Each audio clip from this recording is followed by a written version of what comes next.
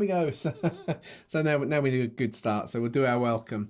So welcome everybody. There's just a handful of us today, which, as we're just saying, is not surprising when you've taken a bit of an extended break over Easter. It takes a bit of time to get some momentum going. And as you just watched me editing the passage that we're looking at, we're actually looking at Matthew 11.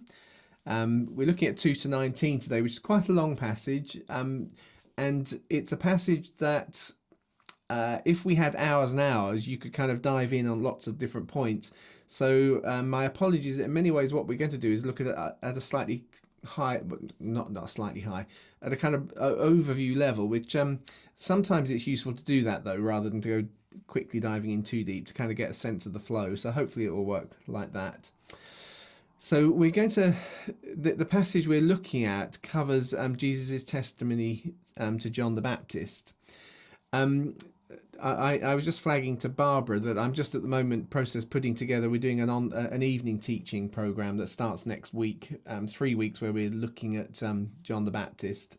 So to kind of give some context before we get into the text, it really struck me as I proposed that we would do John the Baptist because I felt there was more there, but it started to really strike me how very often we talk about how John has come to prepare the way for Jesus and so on, but then apart from the baptism, it seems like he doesn't seem to do very much.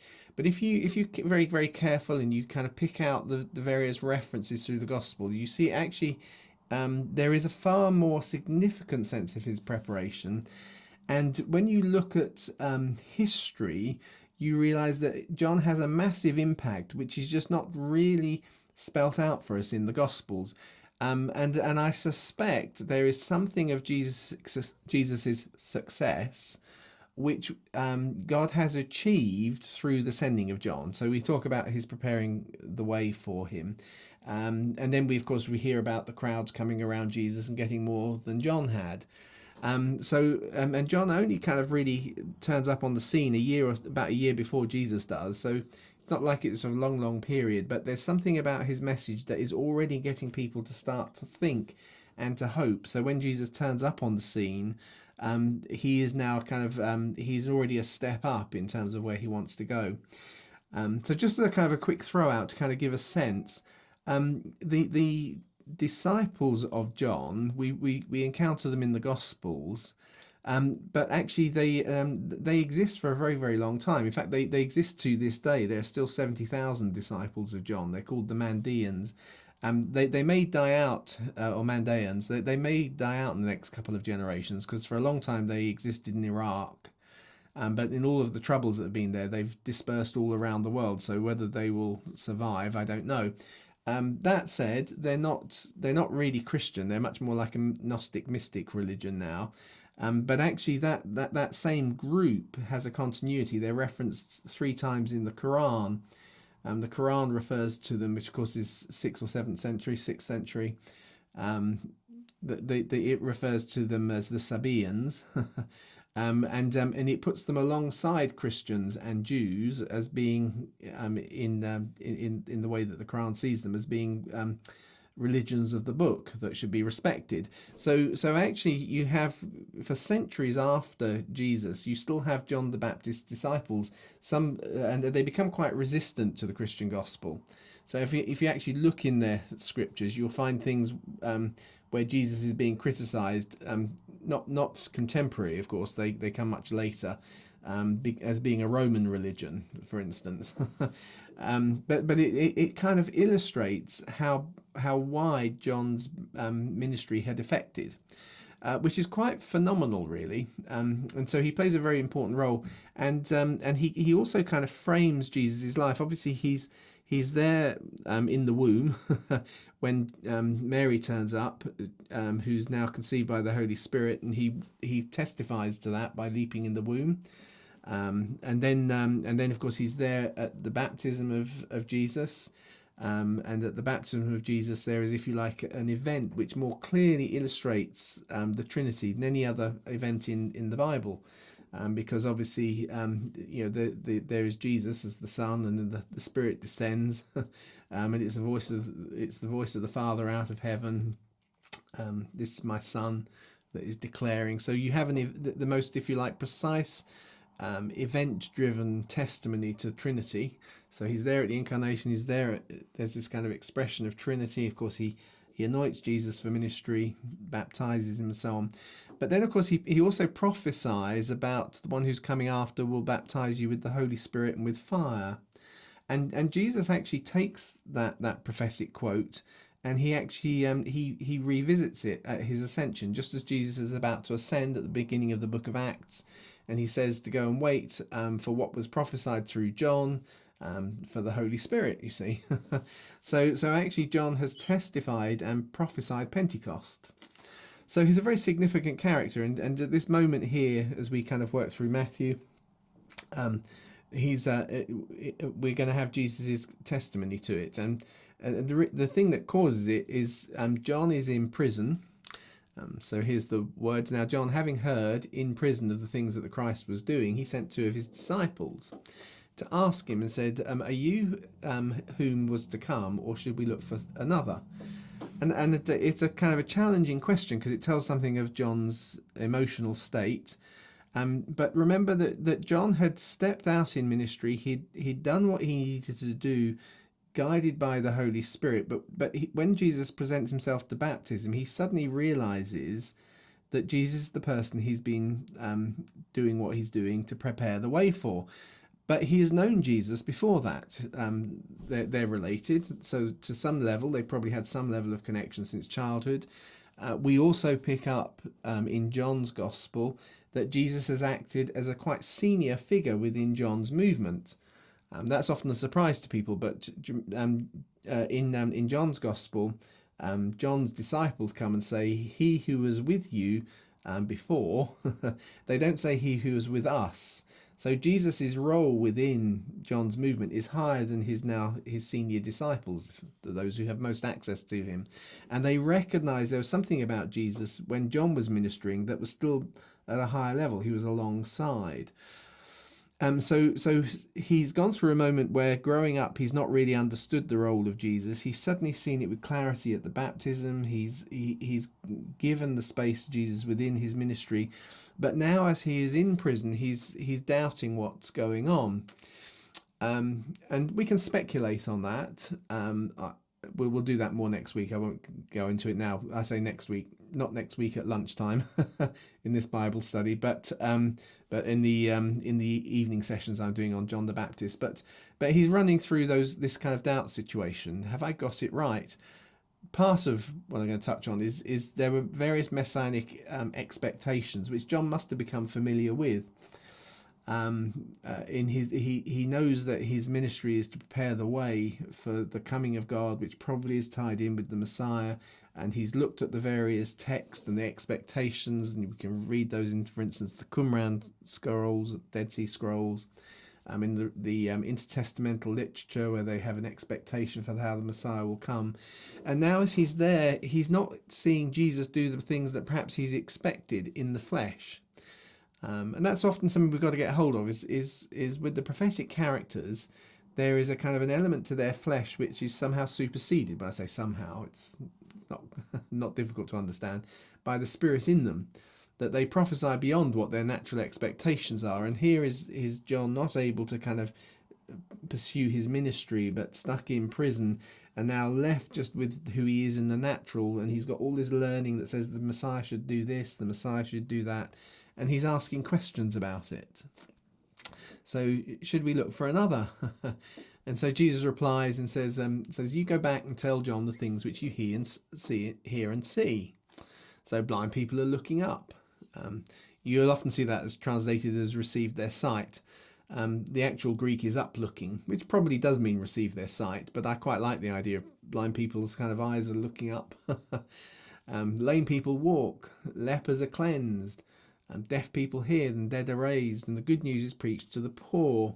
And so he gives this little kind of list of things which are associated with the Messiah, but aren't necessarily the things that the Messiah was expected to do in terms of, if you like, rallying an army. We know from Josephus that the reason that Herod Antipas was nervous of John the Baptist is that John would have been able to raise a massive army had he wanted to. So there's clearly something in the way John has anticipated the Messiah, which has surprised him when it's turned up, and now when he's feeling low, it's hard to really hold on to. So Jesus clarifies it's not about some of those earthly expectations, some of which about being a conquering Messiah or about the second coming, but that's something we haven't got our heads around yet. It's still developing in terms of the revelation of what's to come. And so he pushes those words back to John, which John, as he meditates on them, will understand, yes, these really are the signs of you being the Messiah. And then Jesus finishes with and blessed is he who in me shall not fall away. And I sometimes I think about that phrase because actually the in Christ is something that Paul picks up as an idea, but this seems to me to be a first expression of the idea of the people that Jesus is gathering are now in him. They are kind of very clearly a part of him. So there's something there which I don't want to kind of try and speculate on too much. I haven't really got my head fully kind of around it. But right here at this point where Jesus is articulating, there's something about what he's doing. See, in many ways their messages were very similar, but they could mean very different things. John preaches, behold, the kingdom of heaven is at hand. Jesus preaches, behold, the kingdom of heaven is at hand. But actually from that moment on, Jesus starts to redefine people's understanding of what the kingdom really is. And so probably with John, there's a little bit of a mismatch, not because there's anything wrong with him, but because Jesus is doing something so radically new, he couldn't fully anticipate it. And part of that, there's something about being in Jesus. So now as they were leaving, Jesus began to speak to the crowds about John. So he said, what did you go out to the wilderness to see? A windswept reed?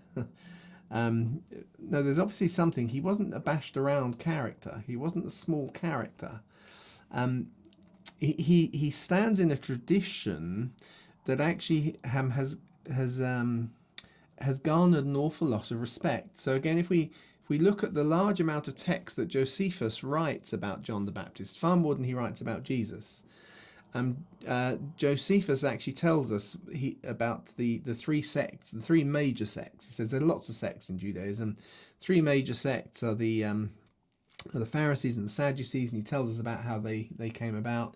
And then he talks about the Essenes, who sort of in reaction to them, who are out in the desert, and he speaks with a lot of kind of, and he talks about how they seem to him to be the best, and he likes this kind of wilderness living. And then he tells a story about how, separate from the Essenes, he spent some time as a young man living in the wilderness, living off wild food, which is very similar to John the Baptist, and what an important experience it was. But he kind of gets across the idea that this is something that a lot of ordinary folks admire as they look into it. This sort of wilderness living approach that John represents. You see, therefore, some of the way he matches their expectations and draws on that as they come towards him. And again, what do you go out to see? A man dressed in fine clothes? Question mark from Jesus. So we're told that John wore camel hair. We often think of that as being like a rough kind of, almost like the aesthetics, it's uncomfortable. Interestingly, from a historical point of view, this is the earliest reference to a style of clothing that was made by the Bedouins for over 1,000 years. It's been made because it turns out that camel hair is brilliant if you live out in the desert. It's kind of like you twist it and you make wool with it. And when it gets wet, it kind of expands and fuses in a way which now actually becomes water resistant, but is very easy for air to pass through.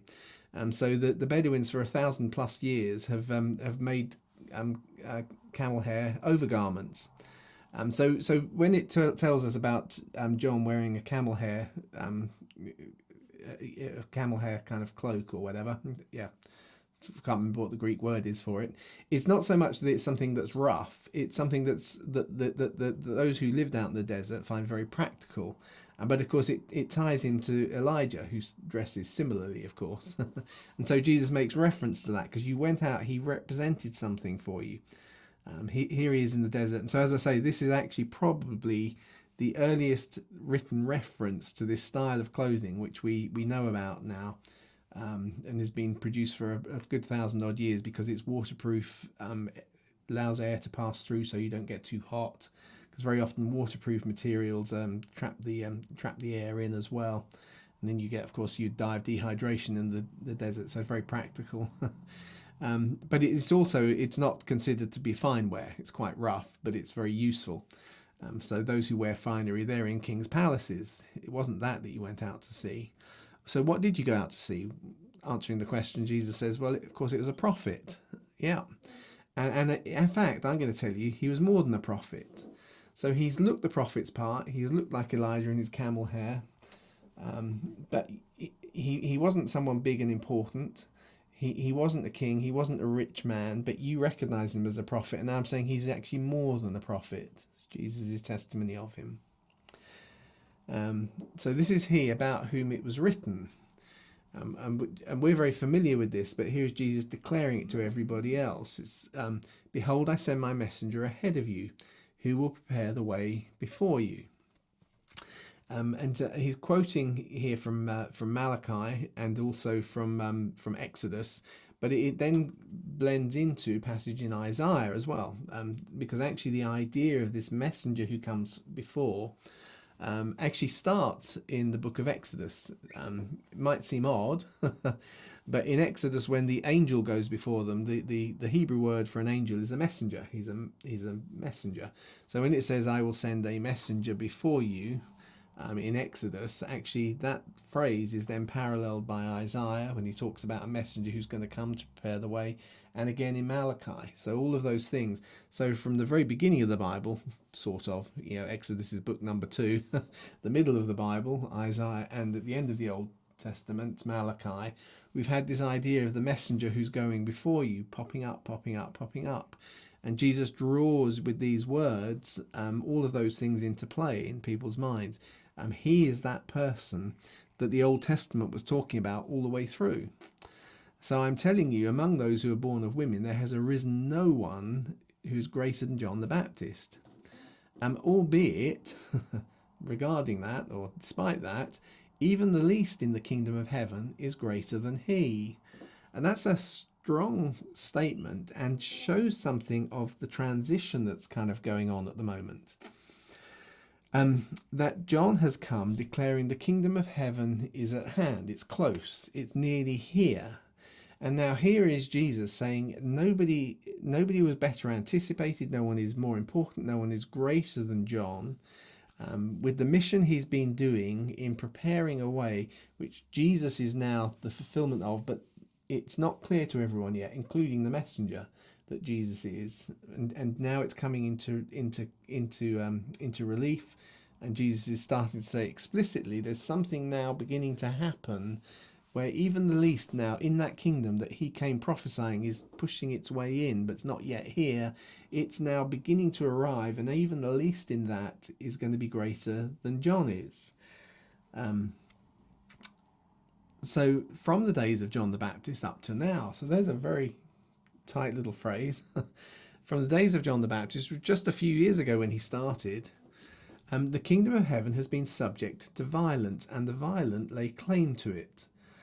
And here we suddenly get this tension, which is probably what that John is struggling with in prison, which is if you look at the rabbinic writings, and their expectations of the Messiah have this thing of violence around it.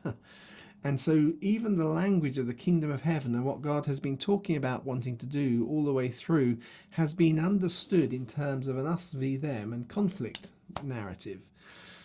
So actually from even the days when John the Baptist started to teach the kingdom of heaven is at hand and got people excited and starting to pay attention, which paved the way for when Jesus' ministry came to them to notice what was going on and get drawn into it. But there's something that Jesus is needing to turn over, because up to now, there has been a kind of an assumption of aggression, an assumption of a certain type of dominance, political dominance, military dominance, and the violent lay claim to it, or the violent take it by force, or seize it by force, as we sometimes we translate it. That I'm looking in the commentaries, it is all the idea that it's something about that mindset that kind of has hijacked this biblical language of the kingdom of heaven and turned it into something which is about us beating them and being on the top of the pile. And so Jesus is saying, even from the days when he was preaching until now, that's the way we've done it. And all of the prophet and the law prophesied up until John. They were talking about the kingdom of heaven, but actually there's something now that we're going to turn it over. Then it's a slight change, because Jesus says, but if you're willing to accept it, he is the Elijah who was to come. So he who has ears to hear, let him hear. I've not fully in my mind worked out exactly why Jesus says this, so I feel being a bit fuzzy today, but because I can't say definitively. Some of these things are kind of that we can only speculate on them, but I do think that Jesus is turning around the expectation of all of these words that are about the kingdom. So it's not a military kingdom anymore. My kingdom's not of this world. Even from the days of John the Baptist up until now, up until this point, where you're going to start seeing the kingdom of heaven looks very, very different. And here's one of the differences between Jesus' ministry and John the Baptist's ministry. And I say this not in any kind of critical sense, it's just an observational sense that when John has come up out of the wilderness, people have come to him. One of the things that is different in the way that Jesus ministers, and so they have come to him as an expert. So in one sense, he sits at the top of a hierarchy of expertise. And right from the beginning, Jesus doesn't baptize; he gets other people to baptize. So he's already giving ministry away, significant ministry away. And then after John's arrest, Jesus, instead of being in one place and people coming to him, starts to itinerate to meet them in their own towns. And there is, if you like, a subtle difference that is already beginning to kind of appear in the style of ministry that Jesus is doing, that is turning the hierarchy kind of on its head. It's not about kind of reaching up. It is about something undergirding that is infecting and spreading. So Jesus' ministry is different. He travels to where people are. He gives away ministry rather than holds on to it. And yes, there'll be people who gather to him, but he's wanting to demonstrate something different. So the little phrase is, he who's got ears to hear, let him hear, which is Jesus, in one sense, acknowledging you need to think deeper about this if you're really going to understand it. Which is therefore not surprising that I'm saying as we go through. I'm not 100% sure, because some of it has its effect in us because we try and mull it over. What did Jesus mean? How does that work? If we just knew it straight up front, it wouldn't go deeper into us. But it's as we engage around sometimes those difficult words that we kind of see things deeper. So then Jesus makes a really interesting statement, and we're nearly at the end of the actual text. So he says, so then what can I compare this to this generation? It's like children who sit in the markets and call out to others, saying, we piped for you and you didn't dance. We sang a dirge and you didn't lament. Because John came and he was neither eating nor drinking. Just a quick comment on that he wasn't eating or drinking. You remember that Gabriel says to Zacharias in the temple, you're going to have a son, and he won't he'll be dedicated to the Lord from his mother's birth, and he won't drink strong drink. And we tend to, when we read that, we tend to think of it in terms of the Nazarene vow, Nazarite vow, where you'd commit yourself for a period not to drink. But actually, one of the things we miss is that actually, as a priest going up to the altar, Zacharias would have abstained. As you went into the presence of God, as you went into the Holy of Holies, which Zacharias is doing, he's chosen by lot, probably the only time in his life he gets to go in. He abstains from strong drink. He doesn't take wine or alcohol. So that has allowed him to go into the presence of the Lord as part of the conditions. So the statement is less about the kind of commitment of keeping a vow. It's more as a statement of, actually, just as you've done this to come into my presence, there's something about John that's going to be in my presence So that's why he's probably not a drinker. Neither eating. Well, we know that John is living this lifestyle based on food that it's probably not exclusive, but on the whole, he's tending to sustain himself by locusts and wild honey, both of which are available in the desert. Interestingly, the Jordan Valley was actually, Josephus actually tells us it swarms with bees. It's incredibly fertile for honey production. So as you come down to the wilderness, no doubt there was still places where you could get wild honey, where John is. But anyway, he makes that point. So it's clear by John's lifestyle, he's someone who doesn't eat, he doesn't drink. And actually you look at him and say, well, he's obviously got a demon. And then he says, but then the Son of Man, i.e. me, comes eating and drinking. And then you look at this one and say, look at this man, he's a glutton and a winebibber, a friend of tax collectors and sinners. And then this little phrase, which actually captures something else that Jesus says elsewhere. He says, but wisdom is vindicated by her offspring. You'll see that's translated different ways in different translations. Sometimes you'll see it says children. Wisdom is vindicated by her children, and others will say by her deeds. And the reason for that is that the various texts have they're slightly varied in the Greek. One's saying deeds or actions, and the other talking about children. But it's not complicated to see. Jesus isn't speaking in Greek, although the Gospels come to us in Greek. So he's presumably he's using a word which is the outflow. And the outflow of my thinking is normally understood as an action. If I think about doing something, I do it. You see? So it's what flows out of. So in one sense, what Jesus has just kind of said is captured perhaps slightly clearer for us to understand when he says, you don't collect thorns, you don't collect fruit from thorn bushes or I can't get the quote right exactly. But and then he says, but a tree by its fruit. You don't get bad fruit from a good tree, and vice versa. So actually, what he's saying here is wisdom is vindicated by her offspring, i.e. the things that flow out of her. That there was a common wisdom.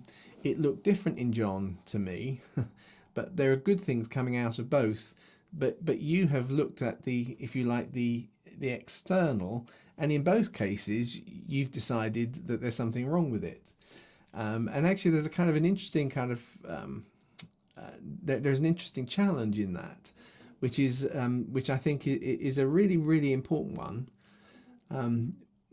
Which is, there's an awful lot of criticism that still goes on in the Christian church of people who do it this way, people who do it that way.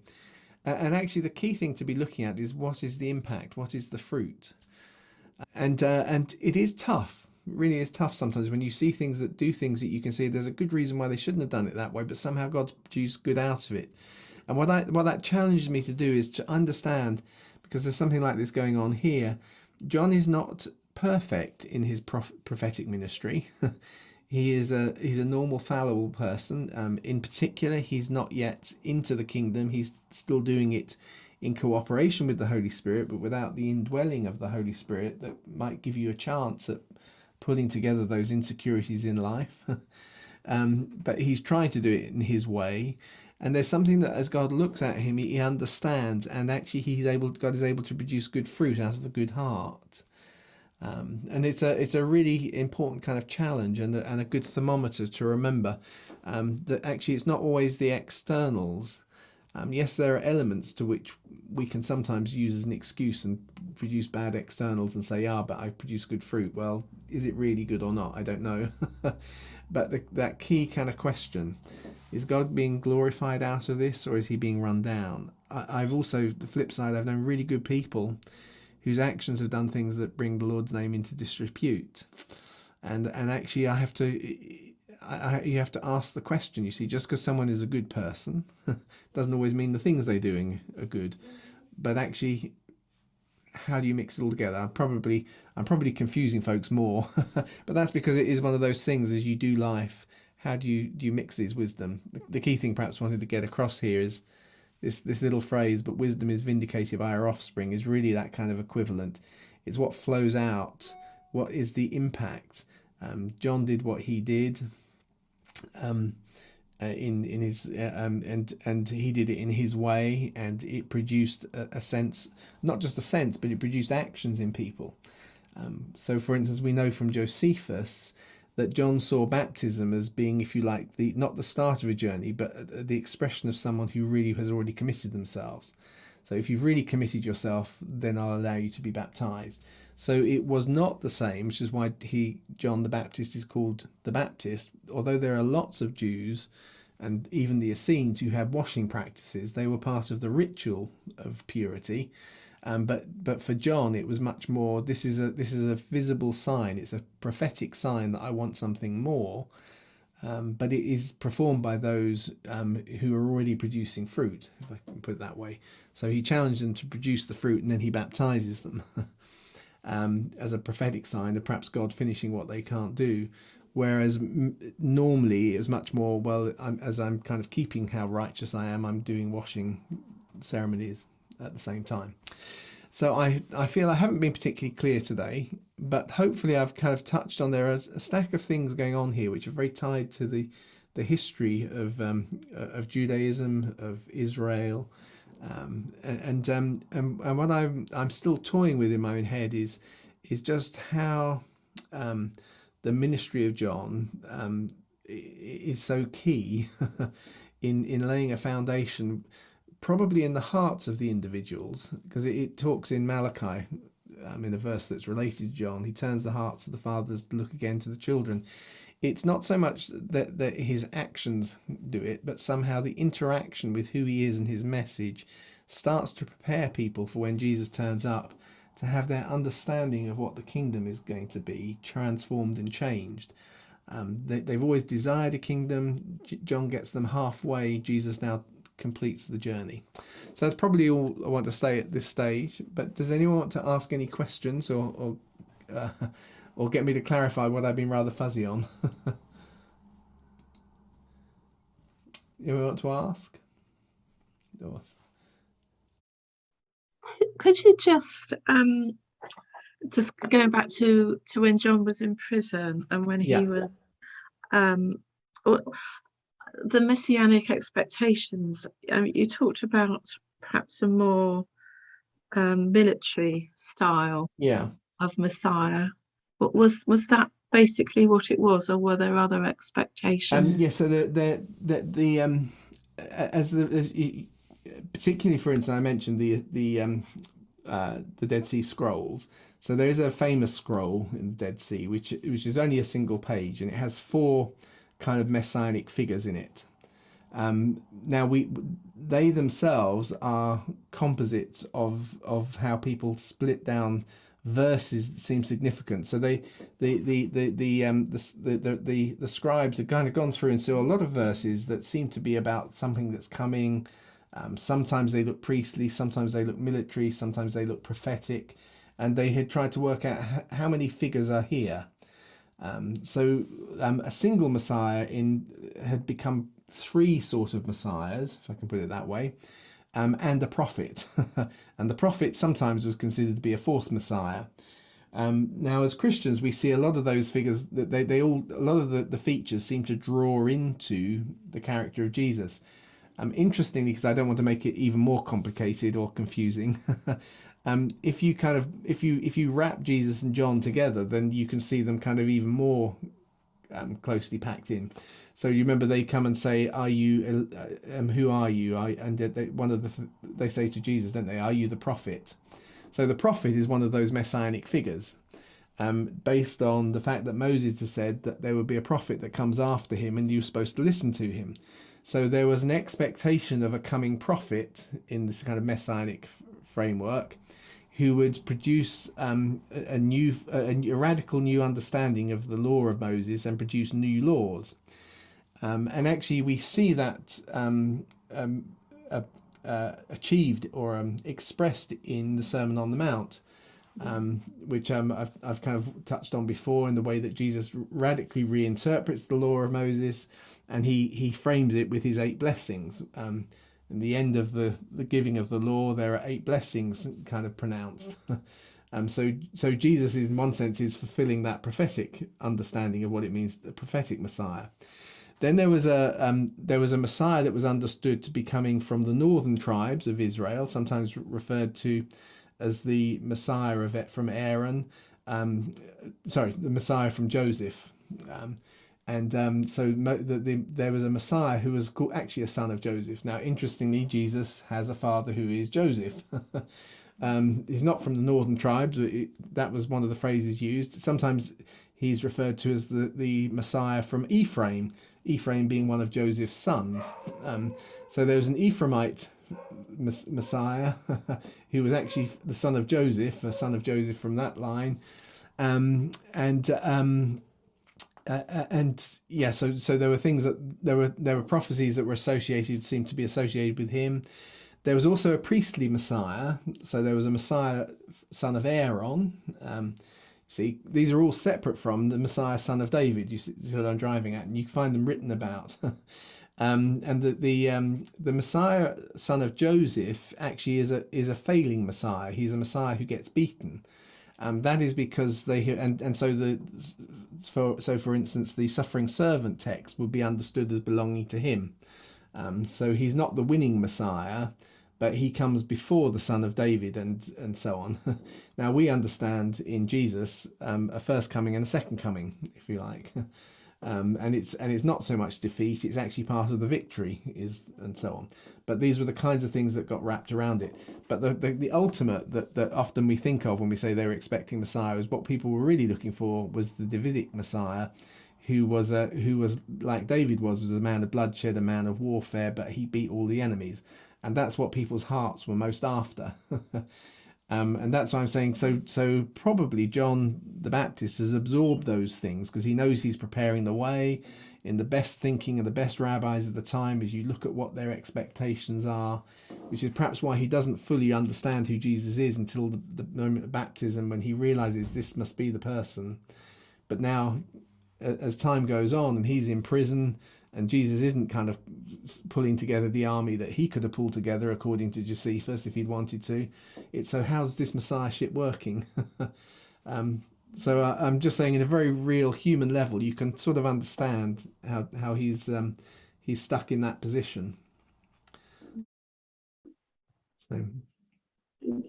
Yeah, that's helpful. So do you think he was thinking of one particular aspect, or was he? So I think that because the other thing, just to make it more complicated, is that the messenger is normally presented in terms of is not explicitly coming before the Messiah. He's coming before the presence of God, and that was another aspect, you see, that gets drawn together, and we understand now from our position looking back through Jesus as Son of God and in his divinity. But actually, if you look at the prophecies about the messenger who comes to prepare the way, it's to prepare the way of the Lord, and God's presence is coming into that context. So I suspect that John is trying to be obedient to a calling, but actually there's a lot of, he doesn't yet have the clarity in his humanity. He gets it right when he's been guided and led by the Holy Spirit to do what he does, but as he's sitting there stuck in prison, he's surrounded by all of the thinking and so on that belongs to the day he's born into. Yes, I wondered if he felt like if Jesus was the real Messiah, that he shouldn't end up in prison. I think that's part of it, or that he'd been busted out by now. Yeah. So, yeah. Yeah. Which you can understand. I mean, yeah, you can. Yeah, it's a very human way of thinking. Oh, if God was with me, this wouldn't be happening to me. Totally. Yeah. Yep. Good. Thank you. No, it's not a problem. Does anyone else want to ask anything? No.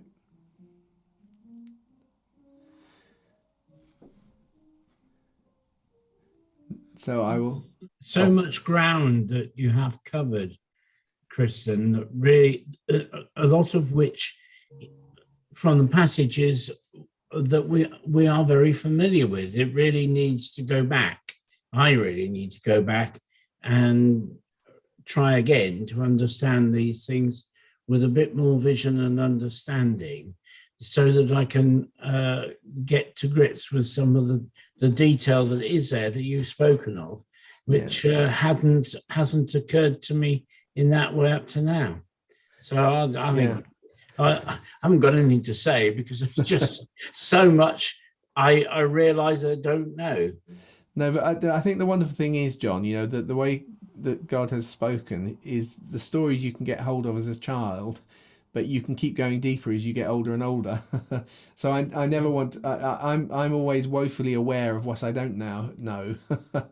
And yet people kind of say, "Oh, I didn't realize that you just told us." And I think that probably there's no end to how deep you can go. And the good thing about that is, I think the real spiritual fruit is that as we engage with the words and we think about them, the Spirit kind of answers us in ways that actually transform us and change us. So it's not always necessary that we've alighted on the final right answer, but actually as we see the depths and we try to ask the questions, that we give permission for the Spirit to kind of lead us and shape us. That's how I like to see it anyway. That's good. I noticed in verse 6,